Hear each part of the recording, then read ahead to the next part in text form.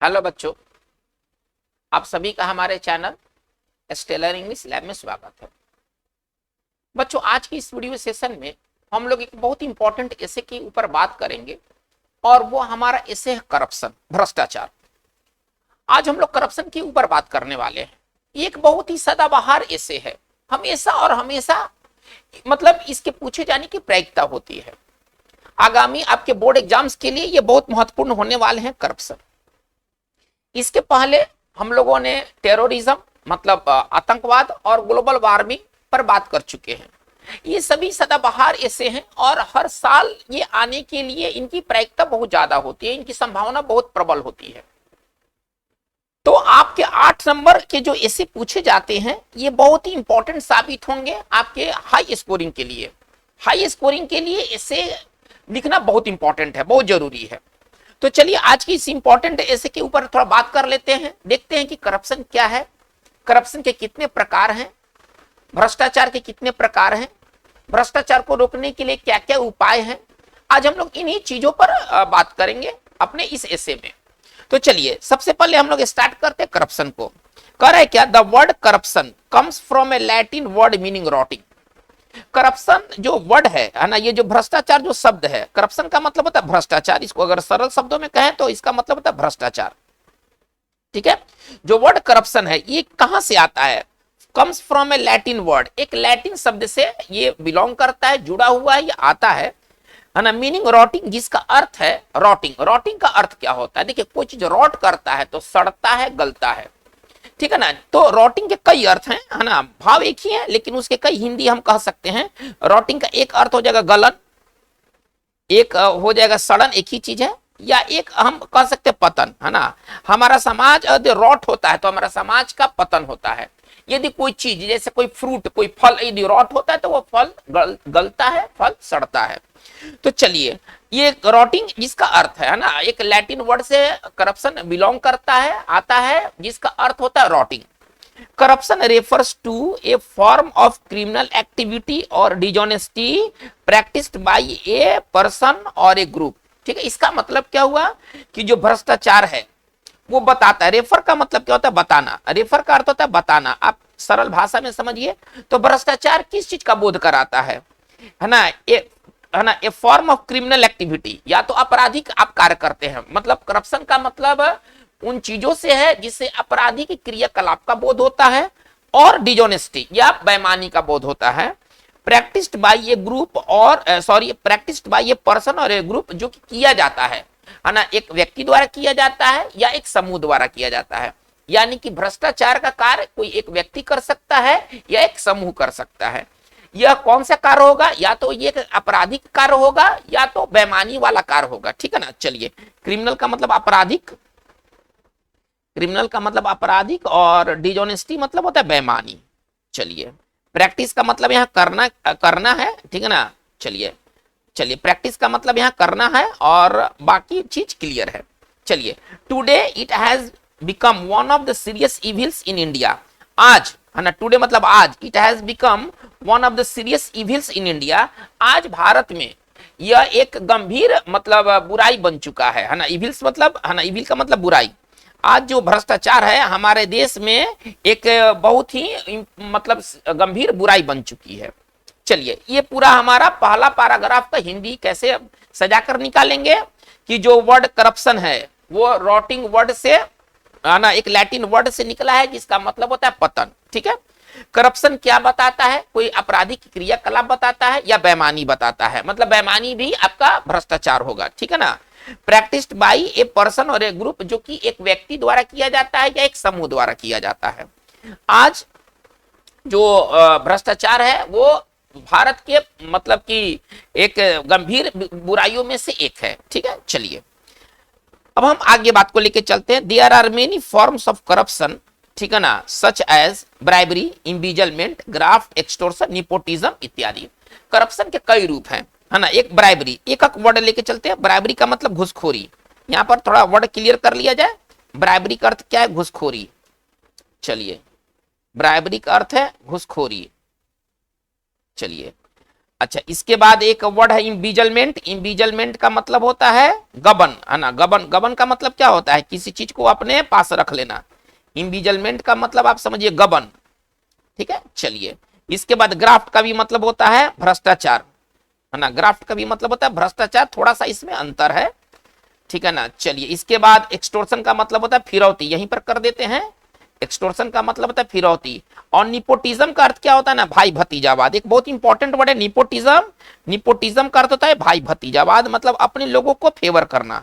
Nepotism का अर्थ होता है भाई भतीजावाद। तो ये सारे वर्ड्स हमारे क्लियर हो गए हैं। चलिए, अब हम सारे वर्ड्स को देख सकते हैं, ठीक है ना। भाई भतीजावाद, चलिए एक बार फिर से देखा जाए। कह रहे there are many forms of corruption. Corruption के कई रूप हैं, सच एज ब्राइबरी जैसे कि घूसखोरी, इम्बीजलमेंट जैसे कि गबन, एक्सटोर्शन जैसे कि क्या कहते हैं ग्राफ्ट, जैसे कि ग्राफ्ट भ्रष्टाचार। ग्राफ्ट मतलब ही लिया जाता है, आगे हम लोग देखेंगे इस चीज को, ग्राफ्ट में क्या होता है। एक्सटोर्शन, एक्सटोर्शन का मतलब यहाँ पर मतलब लिखा हुआ है फिरौती। निपोटिज्म मतलब भाई भतीजावाद। यानी कि ये सभी के सभी जो है वो भ्रष्टाचार के रूप है, मतलब इन रूपों में भ्रष्टाचार का काम किया जाता है। घुसखोरी किया जाता है, पैसे को अपने पास रख लिया जाता है, उसको गबन कहा जाता है, ठीक है। फिर इसमें ग्राफ्ट केसेस भी आते हैं, उस आगे हम लोग देखेंगे ग्राफ्ट क्या होता है, ठीक है ना। एक्सटोर्शन का मतलब फिरौती भी भ्रष्टाचार का एक रूप है। भाई भतीजावाद भी, है ना, अपने लोगों को फेवर करना भी भ्रष्टाचार का एक रूप है। तो ये सभी के सभी भ्रष्टाचार के रूप हैं। चलिए आगे देखते हैं। Bribery is the most common form of corruption. कह रहा है क्या, घूसखोरी, जो कि हम लोग सरकारी कार्यालयों में देखते हैं, घूस लेकर के कोई काम किया जाता है, उसको ब्राइबरी कहते हैं, ठीक है ना। तो कह रहा है क्या कि ब्राइबरी इज, है ना, इसको इस पढ़िएगा, the most common form of corruption. ये भ्रष्टाचार का सबसे आम रूप है, ठीक है ना। चलिए, it involves the improper use of favours and gift in exchange for personal gains. ये इसमें क्या शामिल है, घुसखोरी में क्या होता है? तो जो व्यक्तिगत लाभ के लिए, है ना, गेन्स का मतलब लाभ, गेन का मतलब लाभ, आप ऐसा समझिए। व्यक्तिगत गेन के लिए लोग, व्यक्तिगत लाभ के लिए, है ना, लोग क्या करते हैं, किसी का फेवर करते हैं, गिफ्ट के बदले किसी का फेवर करते हैं। तो चलिए ये इसको एक बार फिर से समझा जाए। It involves the improper use of favours and gift, ठीक है ना। लोग क्या देते हैं, लोग किसी को फेवर करते हैं या किसी को गिफ्ट देते हैं अपने निजी लाभ के लिए। मतलब अगर मान लीजिए कि मैं कोई व्यक्ति हूं और कहीं बैंक में गया मैं, और मुझे कोई काम जल्दी करवाना है, तो मैं अधिकारी को मैं पैसा दिया, ठीक है। तो अपने निजी लाभ के लिए मैंने उसको पैसे को गिफ्ट, आप मान लीजिए कि मैंने उसको गिफ्ट दिया या उसका फेवर किया, तो यही जो होता है ना, ये घुसखोरी का एक रूप होता है, ठीक है ना। चलिए, इसी को घुसखोरी कहा जाता है। चल, इम्बीजलमेंट, अब हम एक एक चीज को देखेंगे। इम्बीजलमेंट में क्या होता है? इम्बीजलमेंट रेफर्स टू, है ना, रेफर मतलब बताना, आप रेफर का मतलब समझिएगा बताना। इम्बीजलमेंट क्या बताता है, ये गबन क्या बताता है? Withholding assets for the purpose of theft, ठीक है ना। चलिए, विथहोल्ड मतलब रख लेना, विथहोल्ड का मतलब होता है रख लेना। तो इसमें क्या होता है ना कि आप अगर किसी के पास पैसा रखे हैं या कोई संपत्ति रखे हैं, वो व्यक्ति अपने हड़प लेता है, एक तरह से उसको हड़पना कहिए ना, उस व्यक्ति जो ना हड़प लेता है चोरी की नीयत से, इसी को इम्बीजलमेंट कहते हैं, ठीक है ना। It is a type of financial fraud, एक तरह से ये वित्तीय धोखाधड़ी होता है। फ्रॉड का मतलब धोखाधड़ी, फ्रॉड का मतलब धोखाधड़ी, ठीक है ना। आजकल ये सब बहुत कॉमन ये चीज हो चुका है, इम्बीजलमेंट बहुत कॉमन हो चुका है। बहुत सारे नेता क्या किए, उन्होंने किसी से जमीन लिखवा लिया या जमीन उनको दिया गया था रखने के लिए, उन्होंने जमीन को हड़प लिया। तो इस तरह का जो इम्बीजलमेंट है ना, बहुत ही कॉमन इम्बीजलमेंट है ना, ठीक है। तो चलिए एक बार फिर से देखा जाए। इम्बीजलमेंट रेफर्स टू विथहोल्डिंग एसेट्स, एसेट्स मतलब संपत्ति, एसेट्स मतलब संपत्ति, पैसा, है ना, इसको मान सकते हैं, ठीक है ना, इसको एसेट्स कहिए आप। तो इम्बीजलमेंट रेफर्स टू विथहोल्डिंग एसेट्स, है ना, इसमें पैसा संपत्ति रख लिया जाता है ना, जिसको आप रखने के लिए दिए हैं, वो इसी में से निकाल लेगा, है ना, इसी में से हटा लेगा, ठीक है ना। For the purpose of theft, चोरी की नियत से उसी में से गायब कर देगा, है ना। It is a type of financial fraud, और ये एक वित्तीय धोखाधड़ी है। फाइनेंशियल का मतलब वित्तीय, ठीक है ना। चलिए, फ्रॉड मतलब धोखाधड़ी। चलिए, ग्राफ्ट क्या है, जिस ग्राफ्ट के बारे में मैं थोड़ी देर पहले बात कर रहा था, the graft is a global form of corruption. ये जो ग्राफ्ट है, ये मतलब कि ये एक वैश्विक रूप है भ्रष्टाचार का, है ना। ग्लोबल का मतलब वैश्विक, ग्लोबल का मतलब वैश्विक समझिए, ये एक वैश्विक रूप है भ्रष्टाचार का। इट रेफर्स टू, इससे क्या, यह किस चीज का बोध कराता है? It refers to illegal use of politicians authority for personal gain. मतलब इसमें जो बड़े बड़े जो पॉलिटिशियन अधिकारी है अपने पावर का वो इस्तेमाल करते हैं निजी लाभ के लिए, ठीक है ना, निजी लाभ के लिए करते हैं। वी वेरी ऑफन सी, है ना, top politicians and officers arresting in graft cases. हम अक्सर पेपर में देखते हैं, मीडिया में सुनते हैं कि फलाना नेता, फलाना अधिकारी को सीबीआई ने अरेस्ट कर लिया। किस मामलों में?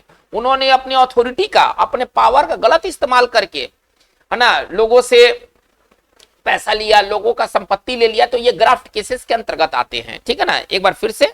और ये जो मामला है, ये ग्राफ्ट केसेस वाली मामला है, ये केवल भारत के अंदर नहीं है, ग्लोबल एक समस्या है, एक वैश्विक समस्या है। The graft is a global form of corruption, ये भ्रष्टाचार का एक वैश्विक रूप है। It refers to the illegal use of politicians authority. इसमें क्या होता है? इलीगल मतलब गलत, इलीगल मतलब गलत।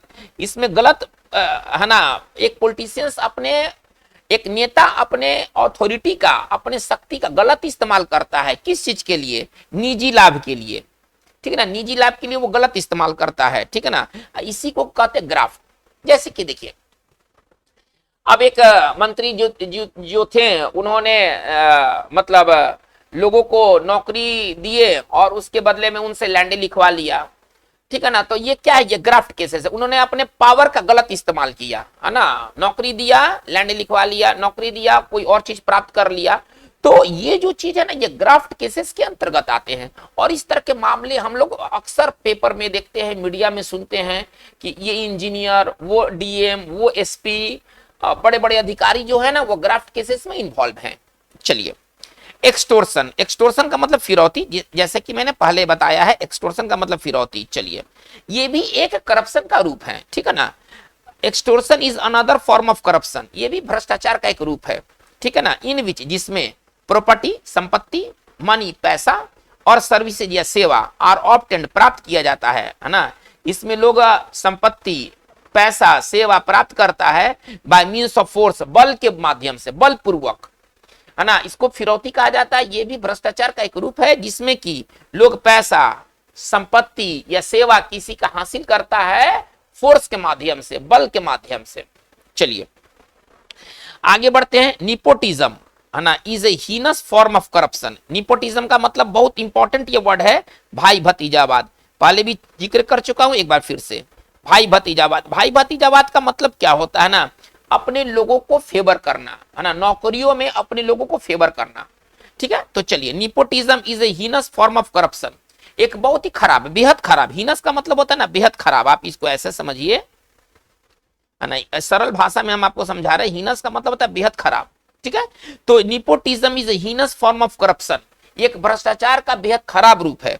इन विच ए पर्सन इन पावर, जो सत्ता में जो लोग होते हैं, favours his on relatives and friends, वो अपने रिश्तेदारों को, अपने दोस्तों को वो फेवर करते हैं, ठीक है ना, टू जॉब्स, नौकरियों में फेवर करते हैं, ठीक है ना। मान लीजिए कोई नेताजी का लड़का है, अब वो पहले जाएगा, भले हो सकता है कि कोई योग्य उम्मीदवार वो बाहर ही रह जाए, कोई अधिकारी के जो बच्चे हैं वो कहीं पहले जाएंगे, है ना, पैरवी के दम पर, भले हो सकता है कि जो योग्य बच्चे हों उस पद के लिए वो बाहर रह जाए। तो यही होता है निपोटिज्म, इसमें अपने लोगों को ना फेवर किया जाता है नौकरियों में। चलिए, ड्यू टू निपोटिज्म, इस भाई भतीजावाद के कारण, ड्यू टू का मतलब के कारण, ड्यू टू का अर्थ होता है के कारण। चलिए, तो इस निपोटिज्म के कारण क्या होता है, many deserving candidates fail to get job, बहुत सारे जो योग्य उम्मीदवार हैं, बहुत से जो योग्य उम्मीदवार हैं वो नौकरी पाने से चूक जाते हैं। डिजर्विंग का मतलब योग्य, जो योग्य उम्मीदवार हैं वो नौकरी पाने से चूक जाते हैं।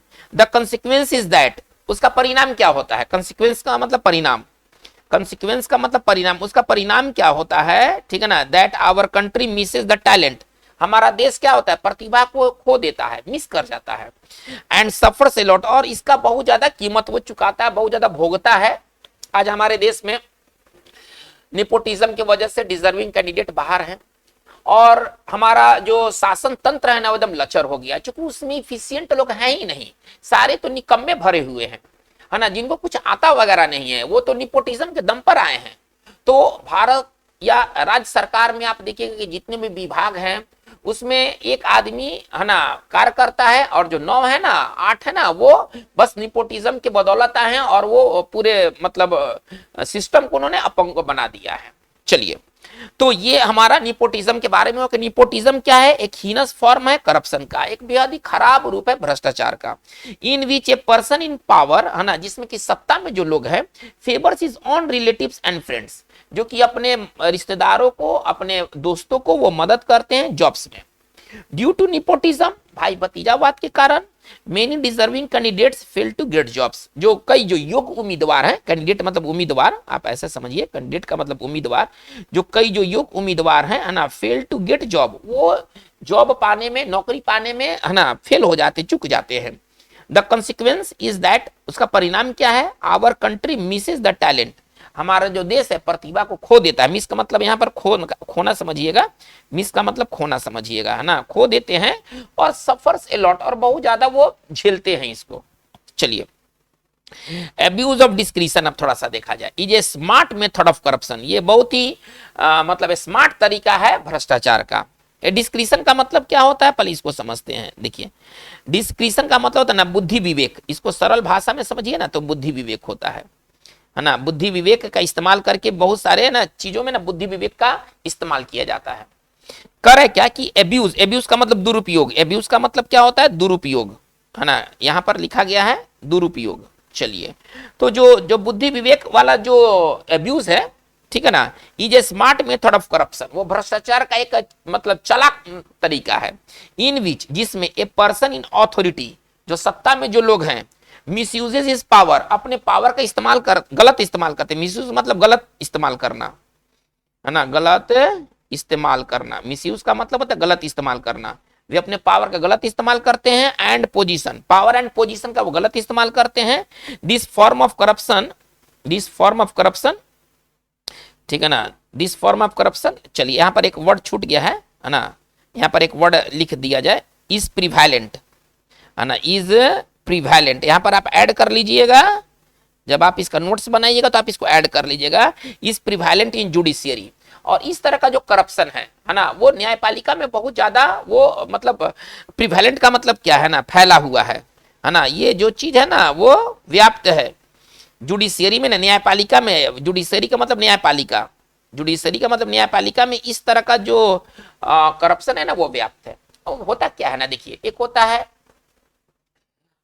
Bell matter. बेल में क्या होता है ना कि उसमें एक जज अपने बुद्धि विवेक का इस्तेमाल करके किसी को बेल देता है। जब कोई व्यक्ति बेल लेने जाता है तो जज को लगता है कि इसको बेल देना चाहिए, हालांकि कोई लिखित कानून नहीं है कि बेल देना है या बेल नहीं देना है, ये जज के बुद्धि विवेक पर छोड़ दिया गया है कि आप किसी व्यक्ति को बेल दीजिए या बेल नहीं दीजिए।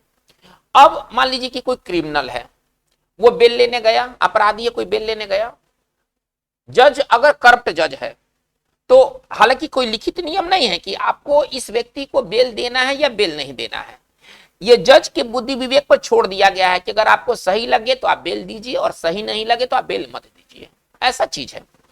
अगर मान लीजिए कि कोई करप्ट जज है और वो क्रिमिनल सामने बैठा है या सामने है, उसको बेल नहीं देना चाहिए, लेकिन जज क्या करेगा, उसको बेल दे देगा, पैसा के एवज में उसको बेल दे देगा, तो ये तो बुद्धि विवेक का गलत इस्तेमाल हुआ ना, उसको बेल नहीं देना था। ये जज को भी लगता था कि ये बेल के काबिल नहीं है, इसको बेल नहीं मिलना चाहिए, लेकिन हुआ क्या, उसको बेल मिल गया। इसके लिए कोई नियम नहीं है, इसके लिए जज का बुद्धि विवेक है, लेकिन जज ने अपने बुद्धि विवेक का क्या किया, गलत इस्तेमाल किया। तो यही होता है ना एब्यूज ऑफ डिस्क्रिशन, बुद्धि विवेक का गलत इस्तेमाल हुआ उस क्रिमिनल के मतलब माध्यम से। तो ये जो चीज है ना, ये न्यायपालिका में फैला हुआ है इस तरह का, जिसमें कि आपको अपने ऊपर है ना छोड़ दिया गया है कि आपको जो डिसीजन लेना है लीजिए, और आप गलत डिसीजन लेते हैं, आप गलत डिसीजन लेते हैं, आप अपने बुद्धि विवेक का गलत प्रयोग करते हैं, तो इसको कहा गया एब्यूज ऑफ डिस्क्रिशन, जिसमें कि आप अपने बुद्धि विवेक का दुरुपयोग करते हैं। ठीक है, तो abuse of discretion is a smart method of corruption, ये तो करप्शन का भाई बहुत स्मार्ट मेथड है। अब उस जज के ऊपर कोई चार्ज भी नहीं लगेगा क्योंकि लिखित कानून तो है नहीं। जज को लगा कि मुझे इसे बेल देना चाहिए, आप जाइए हाई कोर्ट में जाइए, अपर कोर्ट में जाइए, आप अपेक्स कोर्ट में चले जाइए, वहां का जज कहेगा कि हाँ निचला जज का बुद्धि विवेक थोड़ा काम नहीं किया था। हालांकि देखिए जज जो निचला जज पनिशमेंट से बच गया क्योंकि वो कोई लिखित कानून को उल्लंघन नहीं किया था, उसने अपने बुद्धि विवेक का उल्लंघन किया था। तो बुद्धि विवेक कोई लिखित चीज थोड़े है, तो इस तरह के जो करप्शन है स्मार्ट मेथड है करप्शन के, और ये जुडिशरी में व्याप्त है, फैला हुआ है। चलिए अब हम आगे आते हैं। ये तो हमारा क्या था, ये सब अभी ये सब जितने भी चल रहे थे ना, ये सब फॉर्म था कि करप्शन के कौन कौन से रूप हैं। ये तो अभी हम लोग करप्शन के रूप के बारे में देखा। करप्शन का एक रूप है सबसे पहले ब्राइबरी, इसके बाद इम्बीजलमेंट, ठीक है ना, ब्राइबरी मतलब घूसखोरी, इम्बीजलमेंट मतलब गबन। चलिए इसी टाइप के करप्शन है। ग्राफ्ट करप्शन एक है, एक्सटोर्शन भी है ना, फिरौती भी एक करप्शन है, भाई भतीजावाद भी एक करप्शन है। चलिए और अब्यूज ऑफ डिस्क्रिशन भी करप्शन है, ठीक है ना। डिस्क्रिशन का मतलब आप समझिए बुद्धि विवेक। चलिए थोड़ा सा इस चीज को देख लिया जाए। डिस्क्रिशन का अर्थ होता है बुद्धि विवेक, यहां पर मेंशन है, सॉरी यहां पर ये मेंशन है। डिस्क्रिशन का अर्थ होता है बुद्धि विवेक। चलिए हम बात को हम लोग आगे लेके बढ़ते हैं। कह रहे क्या, सेवरल मेजर्स है ना can be suggested stopping corruption.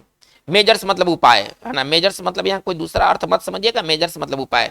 Several measures can be suggested stopping corruption, इसका हिंदी क्या हुआ कि कई उपाय हैं जो सुझाए जा सकते हैं, सुझाना है ना, सुझाव देना, सुझाना कि करप्शन को रोकने के लिए, भ्रष्टाचार को रोकने के लिए कई उपाय सुझाए जा सकते हैं। One of them is high salary to employees. एक उपाय है कि आप जो कर्मचारी हैं आप उनको ऊंचा वेतन दे, ज्यादा वेतन दे। इससे क्या होगा, इससे ये होगा कि जो आजकल जो व्यक्ति हैं वो कम तनख्वाह पाते हैं, जो कर्मचारी वो कम तनख्वाह पाते हैं, और अमीर बनने के लिए ना वो गलत रास्तों का इस्तेमाल करते हैं, वो घूस लेते हैं, इंडिविजुअल करते हैं, तो वो गलत रास्ते का इस्तेमाल करते हैं। इसलिए आप उनको ऊंची सैलरी दे। ऊंची सैलरी देने से फिर वो अमीर जो बनने, अपनी इच्छा को जो पूर्ति करना है, तो वो गलत रास्ते नहीं अपनाएंगे, ऐसा देखा गया है, ठीक है ना। चलिए one of them is high salary, एक उसमें से क्या है, आप ऊंचा वेतन दे, है ना। एम्प्लॉय को, कर्मचारी, एम्प्लॉय का मतलब कर्मचारी को आप ऊंचा वेतन दे, है ना। सो दैट, ताकि, सो दैट मतलब ताकि, है ना, ताकि, है ना, दे नीड नॉट, है ना, they need not another way to become rich, ताकि उनको अमीर बनने के लिए दूसरा रास्ता की जरूरत ना पड़े। ऊंचे सैलरी हो तो खुद अमीर हो जाएंगे। This method is very successful in advance countries, है ना। ये जो तरीका है ऊंची सैलरी दे करके, है ना, भ्रष्टाचार रोकने का, ये जो विकसित देश है ना, जो दुनिया में जो विकसित देश है उसमें ये काफी ये सफल रहा है, ये तरीका काफी सफल रहा है। खूब पैसा वे अपने कर्मचारियों को देते हैं और उनके कर्मचारी जो हैं वो गलत रास्तों का इस्तेमाल नहीं करते हैं, ठीक है ना। This method is very successful in advance country such as Singapore, जैसे कि एक देश है सिंगापुर। सिंगापुर में जब भ्रष्टाचार बहुत बढ़ गया, वहां की सरकार ने क्या किया, कर्मचारियों का वेतन बहुत बढ़ा दिया। अब कर्मचारी का जब वेतन बहुत बढ़ गया तो इन्होंने गलत काम करना छोड़ दिया या कम कर दिया, ठीक है। तो भ्रष्टाचार रोकने का ये एक प्रभावी उपाय है। चलिए मोर ओवर, इसके अलावा स्ट्रिक्ट लॉज, कठोर कानून, है ना, स्ट्रिक्ट मतलब कठोर, है ना, मोर, है ना, मोर ओवर, है ना, इसके अलावा, है ना, स्ट्रिक्ट लॉज कठोर कानून, सीवियर का मतलब भी कठोर होता है, सीवियर का भी मतलब कठोर, आप यहां समझे, ठीक है ना। कठोर सजा, कांस्टेंट विजिलेंस, है ना, विजिलेंस मतलब निगरानी, लगातार आपका निगरानी बना रहे, लगातार लोगों का निगरानी बना रहे। कांस्टेंट मतलब लगातार, आप यहां समझिए, कांस्टेंट का मतलब लगातार। तो कह रहे क्या क्या क्या उपाय हैं भाई, तो कह रहे क्या, मोर ओवर स्ट्रिक्ट लॉज कठोर कानून, सीवियर पनिशमेंट कठोर सजा, कांस्टेंट विजिलेंस, है ना, लगातार निगरानी, कैन बी हेल्पफुल, वो मददगार हो सकते हैं भ्रष्टाचार को रोकने में। चलिए मोस्ट इंपॉर्टेंट और सबसे महत्वपूर्ण चीज क्या है, सबसे महत्वपूर्ण चीज है ना, पॉलिटिकल विल पावर, राजनीतिक इच्छा शक्ति होना चाहिए। सबसे पहले तो इच्छा शक्ति की कमी भ्रष्टाचार को रोकने में नाकाम है, आप ऐसा समझिए, यानी कि इच्छा शक्ति होनी चाहिए कि हमको भ्रष्टाचार को रोकना है, ठीक है। तो पॉलिटिकल मतलब राजनीतिक, और विल पावर मतलब होता है, विल पावर एक वर्ड है ना, इसको आप एक वर्ड समझिएगा, इच्छा शक्ति, है ना। चलिए सबसे इंपॉर्टेंट बात क्या है कि, है ना, सबसे इंपॉर्टेंट बात है कि political will power and public awareness, और लोगों में भी जागरूकता होना चाहिए कि हमें घूस नहीं देना है, घूस नहीं लेना है। पब्लिक अवेयरनेस जरूरी है, नहीं भ्रष्टाचार को रोकने में लाख कानून बन जाए, लाख आप सीसीटीवी कैमरा लगा दीजिए, लेकिन हमारे अंदर अवेयरनेस होना ज्यादा जरूरी है। हम अवेयर हो कि हमें नहीं लेना है, नहीं देना है, घूस नहीं लेना है, घूस नहीं देना है, गलत काम नहीं करना है, ये हमारे अंदर अवेयरनेस होना चाहिए, ठीक है ना। चलिए मोस्ट इंपॉर्टेंट, सबसे ज्यादा महत्वपूर्ण बात क्या है, political will power and public awareness, और जो लोगों में जो जागरूकता है ना, पब्लिक अवेयरनेस का मतलब होता है लोगों में जागरूकता, लोगों में जागरूकता है ना। आर ऑब्लिगेटरी, वो मतलब परम आवश्यक है, ऑब्लिगेटरी का मतलब परम आवश्यक, ऑब्लिगेटरी का मतलब परम आवश्यक है, ठीक है ना। To eliminate this deep rooted evil, इस है ना मतलब कि एकदम जमे हुए बुराई को उखाड़ फेंकने, एलिमिनेट मतलब निकाल फेंकना, हटाना, हटाना, निकाल फेंकना, यानी कि इस बुराई को निकाल फेंकने के लिए क्या परम आवश्यक है, तो political will power and public awareness. चलिए तो बच्चों आज का हमारा ये बहुत इंपॉर्टेंट ये टॉपिक रहा, करप्शन। करप्शन क्या है, करप्शन के कितने रूप हैं, करप्शन को हटाने के लिए क्या किया जाना चाहिए, तो ये 3 पॉइंट पर ये पूरा एसे हमारा आधारित है। हम उम्मीद करेंगे कि आपको ये पूरा एसे समझ में आया होगा। फिर भी यदि कोई समझ की कमी है या कहीं दिक्कत हो रहे हैं तो इसके लिए आपके कमेंट बॉक्स खुले हुए हैं, आप जो भी आपको पूछना है आप कमेंट, अपने कमेंट के माध्यम से पूछ सकते हैं। आज की बात बस इतना ही। Thank you very much.